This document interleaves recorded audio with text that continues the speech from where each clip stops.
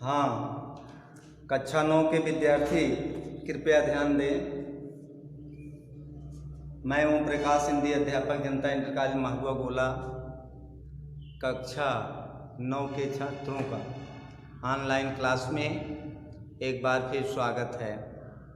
प्यारे बच्चों, इसके पहले हम आपको पद्यांश प्रेम माधुरी का 5वां उसकी व्याख्या, शब्दार्थ, भावार्थ, प्रसंग, काव्य सौंदर्य सब कुछ बता चुके हैं। आज हम 6वां पद्यांश देखेंगे। तो सबसे पहले आप किताब खोल लें और देखें 6वां पद्यांश कौन सा है, इसका वाचन करेंगे।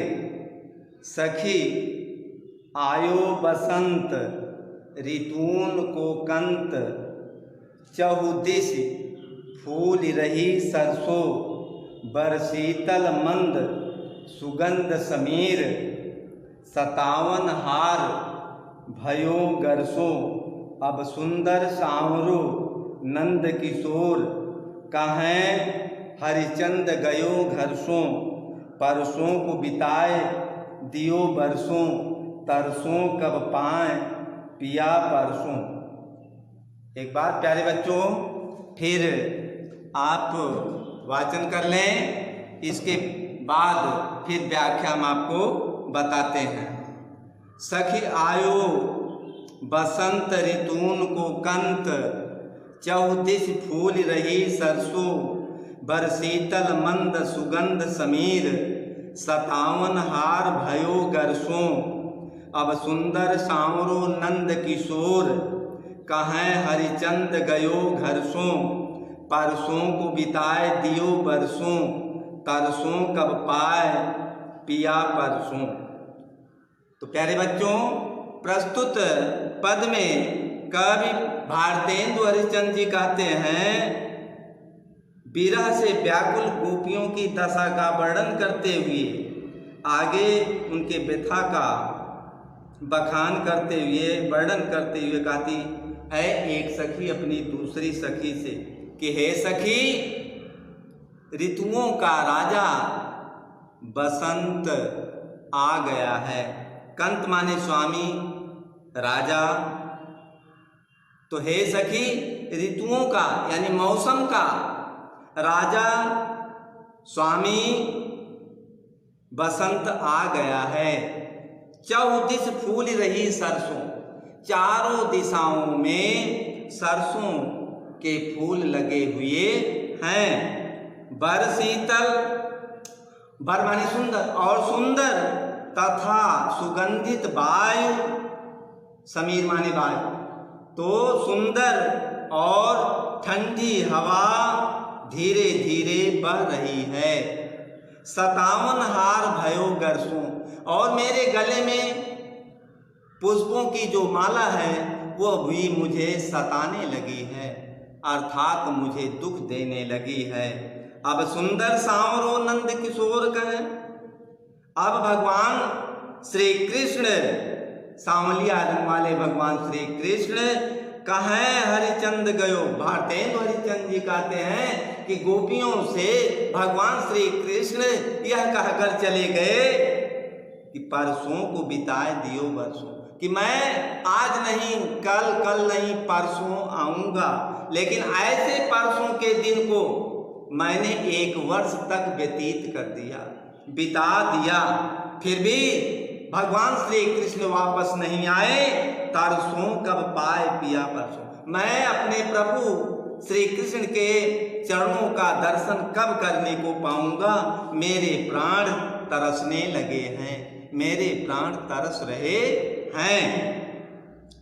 तो एक बार फिर प्यारे बच्चों देखें, भारतेंदु हरिश्चंद्र जी कहते हैं कृष्ण के विरह में व्याकुल एक गोपी अपनी दूसरी सहेली से कहती है, क्या कहती है कि हे सखी, अब ऋतुओं का राजा बसंत आ गया है।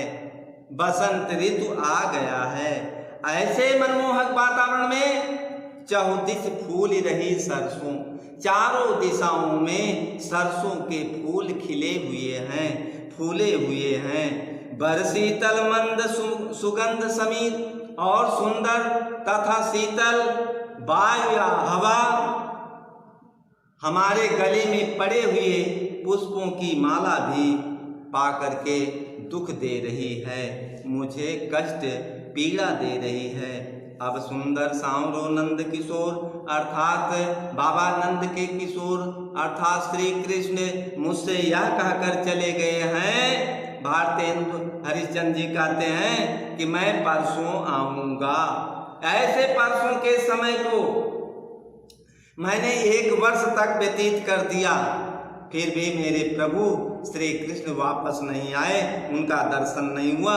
उनके दर्शन को कब मैं प्राप्त करूंगी, उनके चरणों का दर्शन मैं कब करने को पाऊंगी, मेरे प्राण तरस रहे हैं। अगला है प्यारे बच्चों, देखें, इन दुखियान को न चैन सपनों मिल्यो, तासो सदा व्याकुल बिकल अकुलाएंगी। प्यारे हरिचंद जू की बीती जान, अवध प्राण चाहत चले पे, ये तो संग ना समाएंगी। देखो एक बार हून नैन भर तो ही, याते जौन जौन लोग जई हैं तहाँ पछताएंगी। बिना प्राण प्यारे भय दरस तुम्हारे हाय, मरे हु पे आंखें ये खुली ही रह जाएंगी। तो प्यारे बच्चों एक बार और इसका वाचन करें। देखें, इन दुखियान को न चैन सपनों मिल्यो, तासो सदा व्याकुल बिकल अकुलाएंगी। प्यारे हरिचंद जू की बीती जान, अवध प्राण चाहत चले पे, ये तो संग ना समाएंगी। देखो एक बार हूँ न नैन भर तो ही आते, जौन जौन लोग जय हैं तहाँ पछताएंगी। बिना प्राण प्यारे भय दरस तुम्हारे हाय, मरे हु पे आंखें ये खुली ही रह जाएंगी। तो प्यारे बच्चों देखिए, इसमें गोपियों के नेत्रों की व्याकुल दशा का वर्णन किया गया है। इसी दशा का वर्णन करते हुए भारतेंदु हरिश्चंद्र जी कहते हैं, श्री कृष्ण के विरह में व्याकुल गोपियां कहती हैं कि प्रियतम श्री कृष्ण के विरह में व्याकुल, बेचैन, परेशान इन आँखों को स्वप्न में भी आराम नहीं मिल पाया है, शांति नहीं मिल पाई है, क्योंकि आज तक हमारी आँखों ने कभी स्वप्न में अपने प्रिय श्री कृष्ण के दर्शन नहीं किए। इसी कारण हमारी आंखें सदैव प्रिय के दर्शन के लिए व्याकुल रहेगी, तासो सदा व्याकुल बिकल अकुलाएंगी। इसीलिए कहते हैं कि हमारे ये आंखें सदैव भगवान श्री कृष्ण के दर्शन के लिए परेशान, व्याकुल तथा परेशान रहेंगी। जैसे जैसे प्यारे हरिचंद्र जी की बीती जान अवध प्राण, जैसे जैसे प्रियतम के लौट आने का, वापस आने का अवधि अर्थात समय बढ़ती जा रही है, बीतती जा रही है, वैसे वैसे मेरे हमारे प्राण भी शरीर त्यागने के लिए व्याकुल हो रहे हैं। प्राण चाहत चले पे, ये तो संग ना समाएंगे, परंतु मरने पर हमारे ये जो प्राण हैं हमारे शरीर के साथ जाने के लिए तैयार नहीं है, बल्कि देखो एक बार अबून नयन भर, यानी हमारी आंखें खुली रहना चाहती, क्योंकि इन आंखों ने आज तक जी भर के अपने प्रियतम के दर्शन नहीं किए हैं। इसीलिए हमारी आंखें जौन जौन लोग जाइए तहाँ पछताएंगी। ये हमारी आंखें जिस भी लोक में जाएंगी वहाँ जाकर के पश्चाताप करती रहेंगी, पछताती रहेंगी। हे बुधो, तुम श्री कृष्ण तक हमारा संदेश, ऐसा संदेश, हमारा समाचार पहुँचा देना और उन्हें कहना कि बिना प्राण प्यारे भय दरस तुम्हारे, उनके यानी भगवान श्री कृष्ण के दर्शन के बिना हमारी आंखें मृत्यु के बाद भी मरने के बाद भी उनके दर्शन करने के लिए खुली ही रह जाएंगी, उनकी प्रतीक्षा करती रह जाएंगी। तो एक बार फिर प्यारे बच्चों, इन दुखियान को न चैन सपनों मिले। श्री कृष्ण के विरह में व्याकुल गोपियां कहती हैं कि भगवान श्री कृष्ण के विरह में इन आँखों को स्वप्न में भी कभी आराम नहीं मिला, पासों सदा व्याकुल। इसी कारण, इसीलिए वह उनके दर्शन के लिए हमेशा व्याकुल रहती हैं। इसी कारण फिर आगे देखें, प्यारे हरिचंद जी की बीती जान और प्राण।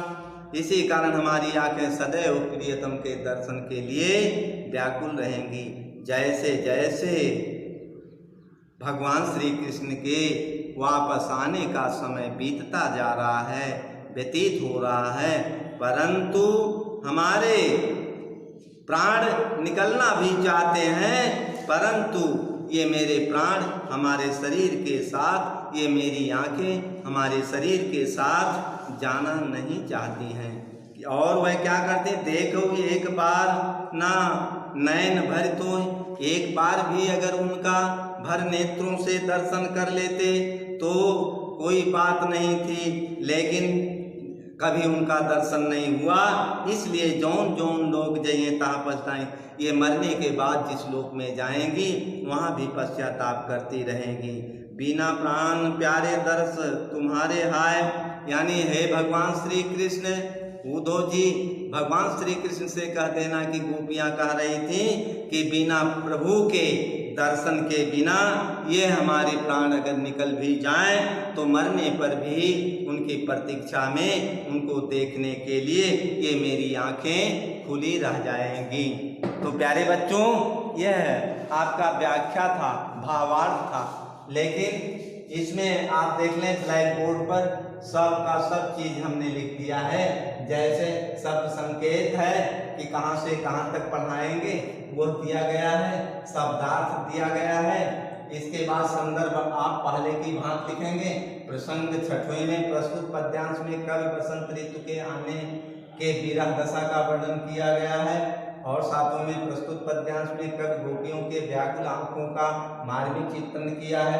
काव्य सौंदर्य में सभी भाग जितने भी पद हैं, कविता हैं, सब में भाषा ब्रज भाषा है, और रस वियोग श्रृंगार का है, गुण माधुर्य तथा प्रसाद गुण है, शैली मुक्तक है, छंद कवित्व है, सवैया है, अलंकार छठवें में यमक और अंत्यानुप्रास है, सातवें में अनुप्रास और पुनरुक्त प्रकाश है। इस प्रकार से आपका सारा पाठ आज समाप्त हो जाता है। अगर आपको कहीं कोई समस्या रहे तो हमारे मोबाइल नंबर 9452503660 पर संपर्क करके अपने समस्या का समाधान कर सकते हैं। धन्यवाद।